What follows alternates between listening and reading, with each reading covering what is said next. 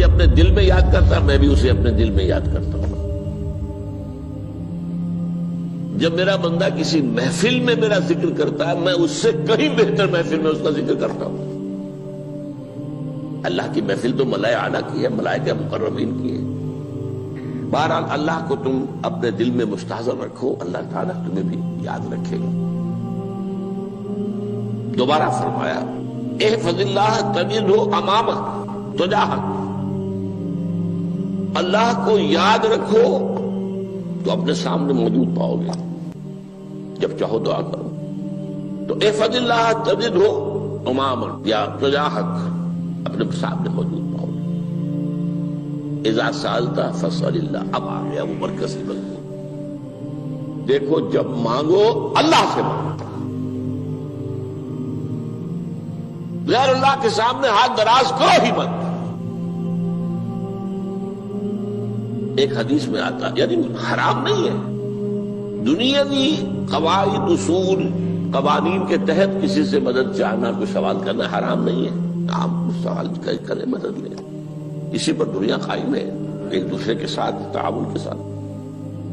لیکن اونچا مقام کیا ہے؟ کسی سے سوال مت کرو سوائے اللہ، یہاں تک کہ جوتے باندھنے کا تسمہ تمہیں درکار ہے تو بھی کسی سے مت مانگو، اللہ سے مانگو۔ کیا پتہ اللہ کس کے دل میں ڈال دے اور وہ آ کے تمہیں تسمہ پیش کر دے۔ ہوتا ہے ایسا، بسا اوقات ہوتا ہے۔ جو اللہ کے ساتھ لو لگا کر رکھنے والے ہیں ان کے تو ایسے واقعات ہوتے ہیں کہ دل میں ایک بات آئی اور اس کے بعد وہی بات جو ہے وہ کوئی شخص آ گیا اور اس نے وہ بات پوری کر دی۔ کیونکہ لوگوں کے دل جو ہے وہ تو اللہ کے دو انگلیوں کے مابین جو چاہتا پھر دیتا ہے۔ کیا پتہ اللہ کسی فرشتے کو انسانی شکل میں بھیج دے، آتا ہے فرشتہ، آتا ہے انسانی شکل میں، آتا ہے آپ کی تکلیف کو رفع کر دے، آپ کی ضرورت کو پورا کر دے، اسی سے مانگو، کسی اور سے مانگو۔ یہ ہے توحید کا لب لباب۔ یوں سمجھیے اسلام کی جڑ کیا ہے؟ ایمان۔ اسلام کا جو خارجی نظام عمل ہے، انفرادی اعمال ہو اجتماعی ہو، ان سب کی روح رواں کیا ہے؟ ایمان۔ ٹھیک، ایک بات ہو گئی۔ ایمان کا خلاصہ لب لباب کیا ہے؟ ایمان باللہ۔ جیسے ایمان بالآخرہ بھی ہے، ایمان بالملائکہ ہے، ایمان بالانبیاء ہے، ایمان بالرسل ہے، ایمان بالکتب ہے، ایمان بالقدر ہے، لیکن اصل ایمان، اسی لیے ایمان مجمل میں آپ کو معلوم ہے کسی اور چیز کا ذکر نہیں۔ آمنت باللہ کما ہوا باسمائہ وصفاتہ وقبلت جمیع احکامہ اقرار باللسان وتصدیق بالقلب، یہ ایمان مجمل ہے۔ اجمالی طور پر ایمان اس کا نام ہے، ہاں مفصل تفصیلی طور پر آمنت باللہ وملائکتہ وکتبہ ورسلہ والیوم الآخر والقدر خیرہ وشرہ من اللہ تعالی۔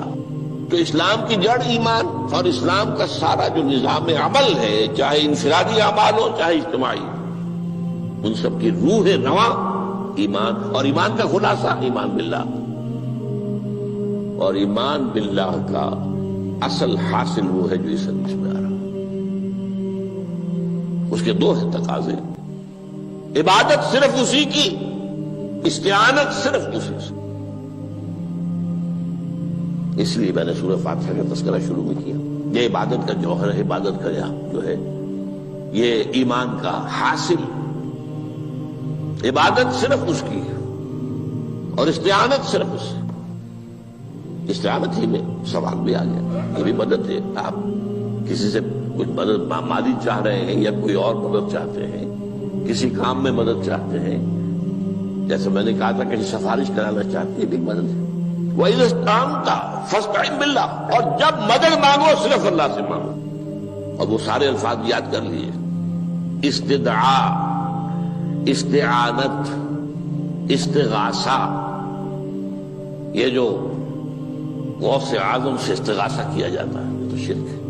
استغاثہ اللہ سے، دعائی اللہ کی، اس اعتبار سے استمداد، استعانت، استدعاء، استغاثہ، یہ سب اللہ سے، صرف اللہ سے۔ عبادت صرف اللہ، ایاک نعبد، اور استعانت صرف اللہ سے۔ مانگو صرف اللہ سے، جب مدد طلب کرو صرف اللہ سے، اور جان لو اگر تمام لوگ جمع ہو کر تمہیں کوئی فائدہ پہنچاؤ جائے نہیں پہنچا سکتے، الا بشیء قد کتب اللہ لک وان اجتمعوا علی ان یضروک بشیء لم یضروک الا بشیء قد کتب اللہ علیک، اگر سب مل کر چاہے تمہیں کوئی نقصان پہنچا دے نہیں پہنچا سکتے مگر وہی کچھ جو اللہ نے تمہارے لیے لکھ دیا۔ اب بتائیے خوف کی جڑ کٹ جائے گی کہ نہیں؟ یہ جو ایمان جو ہے یہ خوف اور حزن دونوں سے نجات دلانے والی بات ہے۔ جو حقیقی مومن ہے وہ اللہ کا ولی ہے، حقیقی مومن وہ اللہ کا ولی ہے، اور الا ان اولیاء اللہ لا خوف علیہم ولا هم يحزنون۔ یہ اولیاء اللہ کو علیحدہ مخلوق نہیں ہے، کوئی ان کے سر پہ سینگ نہیں ہوتے، انسان ہی ہوتے ہیں، لیکن حقیقی معنی میں مومن ان اعتبارات سے جو آج ہم پڑھ رہے ہیں ایمان اس درجے کا پہنچ گیا تو اللہ کا ولی ہے۔ ان لوگوں کے لیے خوف کس بات کا ہوگا؟ کس سے خوف کروں؟ اس کے ہاتھ میں کچھ ہے ہی نہیں، اور اگر کچھ اللہ نے میرے لیے لکھ دیا وہ آ کر رہے گا، چاہے میں لاکھ گڑ گڑاؤں اور اس کے سامنے کہ مجھے چھوڑ دے، اگر اللہ نے لکھا وہ آیا وہ تو آئے گا، تو کاہے کو اس کے سامنے گڑ گڑانا، کاہے کو جبرسائی کرنا اس کے سامنے، اور کسی کے ہاتھ میں کچھ ہے ہی نہیں، میرا خیر ہے ہی نہیں، کاہے کو خوشامد کرو اس کی۔ اور سنیے، رفعت الاقلام، دیکھو نوجوان، قلمیں اٹھا لی گئی ہیں، وجفت الصحف، اور جو رجسٹر ہیں صحیفے ان کی سیاہی خشک ہو چکی ہے۔ یہ ہے وہ اللہ کا علم، اس میں ہر شے لکھ دی گئی ہے، اس کی قلم اٹھا لیے گئے۔ جیسے آپ کو معلوم ہے امتحان ہوتا تھا، 3 گھنٹے ختم ہو گئے، اسٹاپ رائٹنگ، بس اب قلم رک جانا چاہیے۔ وہ قلم تو تقدیر کا کاتب جو ہے وہ قلم اس کا اب اٹھا لیا گیا، اور جو صحیفے جن پر یہ لکھا گیا وہ خشک ہو گئے۔ یہ تو روایت ہے جو امام ترمذی نے جس کو روایت کیا، یہ متن ان کا ہے جو ہم نے پڑھا ابھی، اور ان کا قول یہ ہے کہ یہ حدیث حسن صحیح ہے، لیکن یہی روایت اور انہی راوی سے عبداللہ ابن عباس سے رضی اللہ تعالیٰ عنہما اور بھی محدثین نے کی ہے، تو اس میں سے ایک اور متن جو ہے وہ یہاں پر امام نووی نے دے دیا ہے۔ احفظ اللہ تجدہ امامک، یہ تو پہلا وہ ٹکڑا تھا، وقت تو جاہک تھا، یہاں امامک ہے، امام مطلب ایک ہی ہے، اپنے سامنے پاؤ گے۔ اللہ کی حفاظت کرو، اللہ کو دل میں، اللہ کی یاد کو محفوظ رکھو، گویا کہ اللہ کو مستحضر رکھو۔ ذکر اللہ کے معنی کیا ہے؟ استحضار اللہ فی القلب، یہ ذکر اللہ ہے۔ جنہیں ہم ذکر سمجھ بیٹھے ہیں وہ ذکر کے ذریعے ہے۔ اقم الصلاۃ لذکری، نماز قائم کرو میری یاد کے لیے، نماز ذریعہ ہے یاد کا۔ یہ علیحدہ بات ہے کہ آپ نے 17 رکعتیں بھی پڑھ لی ہو عشاء کی اور یاد آپ کو آئی ہی نہیں کوئی، آپ تو ایک میکینیکل انداز میں جو ہے وہ اٹھک بیٹھک کر رہے ہیں اور آپ کی زبان سے کچھ بھی نکل رہا ہے، تو اس کا آپ کے شعور سے، دل کی گہرائی سے کوئی رابطہ ہے ہی نہیں، وہ ذکر تو نہیں ہوا۔ ہاں نماز فرض تھی وہ ادا ہو گئی، آپ کی فرض ادا ہو گئی۔ تو جنہیں ہم نے ذکر سمجھا وہ ذرائع ذکر ہے، اللہ اللہ سبحان اللہ زبان سے، یہ تاکہ اس کے نتیجے میں وہ ذکر حاصل ہو جائے۔ استحضار اللہ فی القلب، ذکر کے معنی ہے استحضار اللہ فی القلب۔ تعرف الی اللہ فی الرخاء، اور دیکھو کشادگی کے وقت میں تم اللہ کو یاد رکھو، اللہ کی طرف رجوع کیے رہو، بھول نہ جاؤ۔ وہ نہ ہو جو کبھی کہا تھا، بہادر شاہ ظفر کے اشعار میں سے بہت زور کا شعر ہے، ظفر آدمی اس کو نہ جانیے چاہے کتنا ہی رو فام زکا، جسے عیش میں یاد خدا نہ رہی، جسے تیش میں خوف خدا نہ رہا۔ وہ ہے کشادگی کی حالت میں، جبکہ تمہارے لیے کشادگی ہے، اللہ کی طرف رجوع کیے رکھو۔ یعرف کا فی الشدہ، تو اللہ اپنی توجہ تم پر رکھے گا شدت کے وقت میں، جب تمہیں کوئی تکلیف ہے اس تکلیف کو تم پر آسان کر دے گا۔ تکلیف تو آنی ہے، جو لکھی ہوئی ہے وہ تو آئے گی، لیکن یہ کہ اللہ تعالیٰ اس کی شدت کو، ایک ہی چیز ہے جس کو ایک انسان بہت شدت کے ساتھ محسوس کر رہا ہے، دوسرا آدمی اتنا نہیں محسوس کر رہا ہے، احساس کا معاملہ ہوگا نا۔ وہ تو اصل میں اگر انسان کی نرز کٹی ہوئی ہے تو احساس ہوگا ہی نہیں، سر سے نہیں ہوگا۔ تو اس اعتبار سے اللہ تعالیٰ تمہارے لیے اس شدت کی کمی کر دے گا۔ وَاعْلَمْ أَنَّمَا أَخْطَأَكَ لَمْ يَكُنْ لِيُصِيبَكَ، اور جان لو جو چیز تم سے چھوٹ گئی ہے، رہ گئی ہے، وہ ہرگز تمہیں ملنے والی نہیں تھی۔ اب آپ نے کسی ملازمت کے لیے درخواست دی ہے، درخواستیں مانگی گئی ہیں، اپنی سی محنت کر لی، نہیں ملی ملازمت، اب آپ بیٹھے ہوئے افسوس میں، رنج میں، غم میں، فلاں نے یہ کر دیا، فلاں نے یہ کر دیا، وہ فلاں جو ہے بڑی تکڑی سفارش لے آیا تھا، فلاں نے رشوت دے دی۔ چھوڑو میاں اس کو، وہ تمہارے لیے نہیں تھی۔ کاہے کو اپنے ذہن کے اندر یہ کھچڑی پکا رہے ہو بیٹھے ہوئے؟ خواہ آپ شاید سوء ظن میں بھی مبتلا ہو رہے ہو، کسی نے نہ رشوت دی اور آپ سمجھتے ہو کہ رشوت دی ہے اس نے۔ یہ ساری چیزیں جو ساری سیئات، ان کی جھٹکٹ ہے۔ وَاعْلَمْ أَنَّمَا أَخْطَأَكَ لَمْ يَكُنْ لِيُصِيبَكَ وَمَا أَصَابَكَ، اور جو چیز تم پر آ گئی، لَمْ يَكُنْ لِيُخْطِئَكَ، ہو ہی نہیں سکتا تھا کہ وہ تم پر نہ۔ یہ کر لیتا تو ہو جاتا، شاید یہ کر لیتا، میں نے ٹیکا پہلے لگوا دیا ہوتا تو یہ بات نہ ہوتی۔ بھائی وہ جو ہونا تھا وہ ہونا تھا۔ اب یہ وہ چیز ہے جس سے انسان میں کیفیت پیدا ہوتی، تسلیم و رضا۔ ہم بھی تسلیم کی خو ڈالیں گے، بے نیازی تیری عادت ہی صحیح، اے اللہ جو تو نے چاہا مجھے قبول ہے۔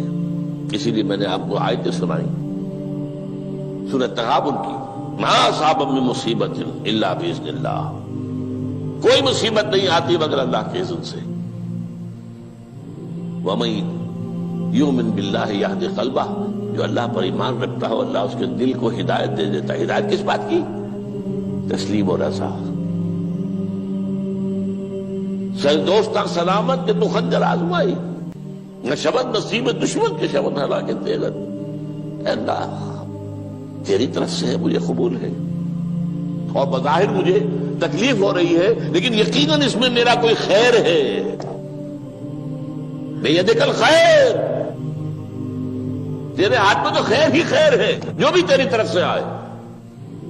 سر تسلیم خم ہے جو مزاج یاد میں آئے۔ اور یہ مضمون جو ہے زیادہ بڑے پیمانے پر سورہ حدید میں آیا ہے۔ ما اصاب من مصیبت فی الارض ولا فی انفسکم الا فی کتاب من قبل ان نبرأہا، کوئی مصیبت نہیں آتی نہ تمہاری جانوں میں نہ زمین میں، زمین میں زلزلہ آ جانا، سیلاب آ جانا، کچھ اور زمین کا دھنس جانا، یا یہ ہے کہ تمہاری جانوں میں کوئی بخار ہو گیا، کوئی اور تکلیف ہو گئی، اچانک معلوم ہوا کہ انسان جو کینسر ہے، اور کینسر بھی اب 3rd stage کو پہنچ چکا ہے، لیکن جو بھی آیا ہے وہ اللہ کے علم کی کتاب میں پہلے سے لکھا ہوا ہے۔ فی کتاب من قبل ان نبرأہا، یہ کتاب میں درج ہے اس سے پہلے کہ ہم اسے ظاہر کریں۔ اس کا نتیجہ کیا نکلنا چاہیے؟ لیکن لا تأسوا علی ما فاتکم ولا تفرحوا بما آتاکم، افسوس نہ کیا کرو جو تم سے جاتا رہے، چھوٹ جائے، کوئی عزیز فوت ہو گیا، کوئی موقع ہاتھ سے نکل گیا، ارے بھائی میں چوک گیا، بڑا موقع تھا، اب اس پر افسوس کر رہے ہیں۔ نہیں، جو چیز لیکن لا تأسوا علی ما فاتک ولا تفرحوا بما آتاک، جو اللہ تمہیں دے دے اس پر اتراؤ مت۔ وما اصابک لم یکن لیخطئک واعلم ان النصر مع الصبر، اور جان لو اللہ کی مدد صبر کے ساتھ آتی ہے، جو آئے اس کی طرف سے جھیلو۔ زبان پر کلمہ شکوہ اور شکایت نہ آئے، اللہ سے شکایت نہ آئے، تسلیم و رضا، جو تیری رضا ہے۔ تیری صحت ہمیں منظور ہے، لیکن اس کو مولانا محمد علی جوہر ایک مرتبہ جیل میں گئے، ایک بیٹی بیمار ہوئی، فوت ہو گئی، اس کے بعد دوسری مرتبہ پھر جیل میں گئے، دوسری بیٹی کو وہی بیماری ہوئی، جیل میں اطلاع ملی کہ بیٹی کو یہ بیماری ہو رہی ہے، تو خط لکھا ہے اشعار کی شکل میں، کا آخری شعر یہ ہے: تیری صحت ہمیں منظور ہے لیکن اس کو نہیں منظور تو پھر ہم کو بھی منظور۔ ہم تو چاہتے ہیں میں بیٹی کے تجھے شفا ہو جائے، اسے منظور نہیں تو پھر ہمیں بھی بتا۔ وَاعْلَمْ أَنَّ النَّصْرَ مَعَ الصَّبْرِ وَأَنَّ الْفَرَجَ مَعَ الْكَرْبِ۔ فرج، فراخی، کھل جانا کسی چیز کا، یہ ہے کرب کے ساتھ، تکلیف کے ساتھ، تکلیف ہوتی ہے ساتھ۔ اللہ نے قانون بنایا ہے دنیا کا۔ اب آپ اندازہ کیجئے بچے کی ولادت میں ماں کو کتنی تکلیف اٹھانی پڑتی ہے۔ آج کل تو فیشن ہو گیا ہے، سیدھے سیدھے جاؤ آپریشن کراؤ، تکلیف سے بچ جاؤ، لیکن یہ ہے کہ یہ بھی آپ کے علم میں ہوگا، وہ ساری تکلیف جیسے ہی بچے کو لا کر ماں کے برابر لٹایا ہے، ساری تکلیف ختم، پھر جو راحت اس سے میسر آتی ہے۔ ان الفرج مع الکرب وان مع العسر یسرا، اسی لیے میں نے وہ آیتیں بھی پڑھی تھی، ان مع العسر یسرا ان مع العسر یسرا۔ اس دنیا میں یہ اللہ نے نظام بنایا ہے، سختیاں جھیلنی ہی ہوں گی۔ لقد خلقنا الانسان فی کبد، ہم نے انسان کو پیدا کیا مشقت کے اندر، مشقت تو کرنی پڑے گی۔ کسی کی جسمانی مشقت زیادہ، کسی کی ذہنی مشقت زیادہ، مشقت سے چارہ کسی کو نہیں۔ تو یہ ہے ان مع العسر یسرا ان مع العسر یسرا۔ بارک اللہ لی ولکم فی القرآن العظیم ونفعنی وإیاکم بالآیات والذکر الحکیم۔ اور اسے لائک بھی ضرور کیجیے گا۔ آپ کو بتائیں کہ اگر آپ نے ابھی تک ہمارا چینل سبسکرائب نہیں کیا تو فوراً سبسکرائب کیجیے، ساتھ ہی بیل آئیکن پر کلک کریں تاکہ مزید آنے والی اچھی ویڈیوز آپ تک پہنچ سکیں۔